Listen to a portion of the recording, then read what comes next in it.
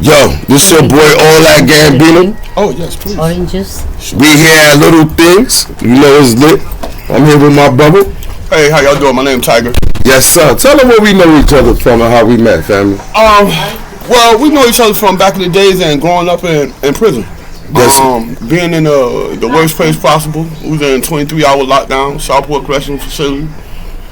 Living, young men living in prison. Tell me, how long you did in prison, man? Michael Jordan, I did 23. And out of that 23 years, could you tell me what you experienced, what you went through? Like, I know it's a lot. I know it's a lot. Yeah. I've been through some things. I was tortured in Southport. As a matter of fact, they mentally and physically, or just physically, yeah, and mentally. You know, the mental thing is constant.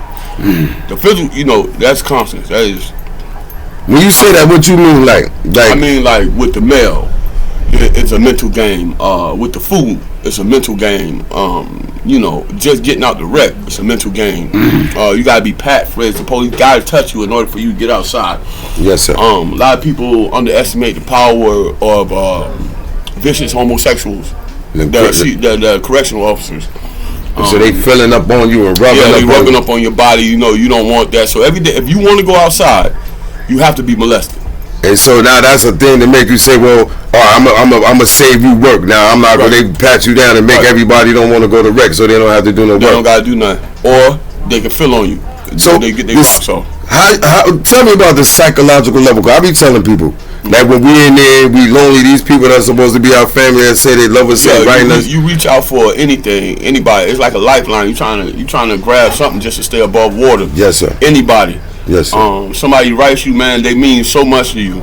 You know, just to accept a phone call, it means just so much because that's just a lifeline to out of that hell. You know, people don't realize how important. Yes, I accept that phone call, or let me sit down and write him. You never realize how important that is to the person. What was the hardest thing for you in doing time?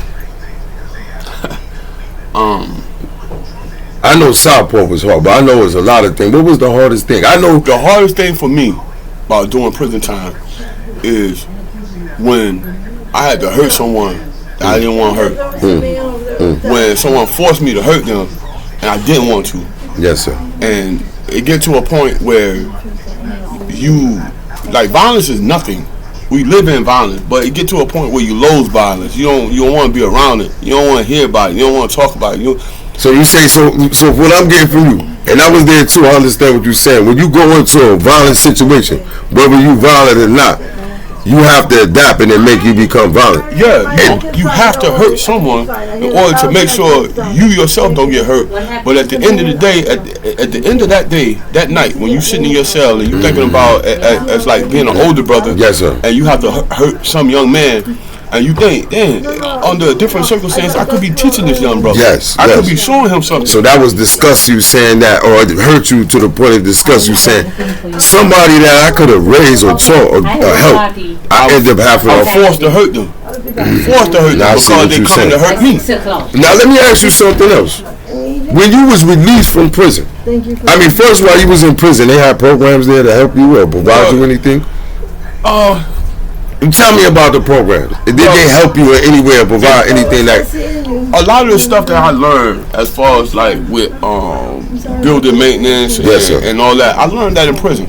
Okay. But it was on me in order to stay diligent and to learn those things and take those things with me from prison. Yes. So you can learn something. Right. You can learn something. But it's on you on how much you want to learn. Okay. How much you want to take in. Okay. I decided to take that knowledge with me so I wouldn't have to go back there. And how is it working for you? It's working. It's working for me. I mean, but you gotta be a jack of all trades out here. You gotta be able to be, swift and changeable. Thank you.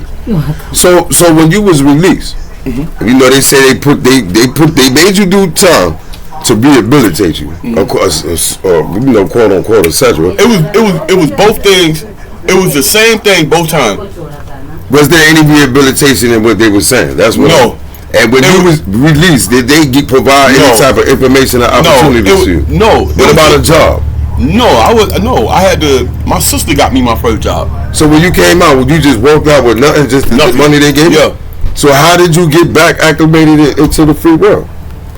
I was lucky enough to meet a woman. Okay. Yes, that we made a bond. We created a bond. My wife. We ended up getting married. I was fortunate enough to meet my wife. Yes, sir. And to get to know her, but she helped me through. If it wasn't for my wife, I wouldn't be here. Come on. Yes, sir. Like one way or the other. Can we go to get pasta? Yes, sir. But yo, you know we here. My brother, you know I love you, man. You know, listen, check this out. You know we go back. Motherfuckers all the way in Southport when it was nothing. Yeah. And we've been hurt, we've been disrespected. People don't even understand what the police did to us in Southport. The mental torture, the physical. You know, I lost myself in there. How much they tortured me, man. I know. Me too. You know, so, and I was fortunate to be able to find myself and finally man up. You know, break that chain. Like, hold up, man. That's right. Look, what has this done to me?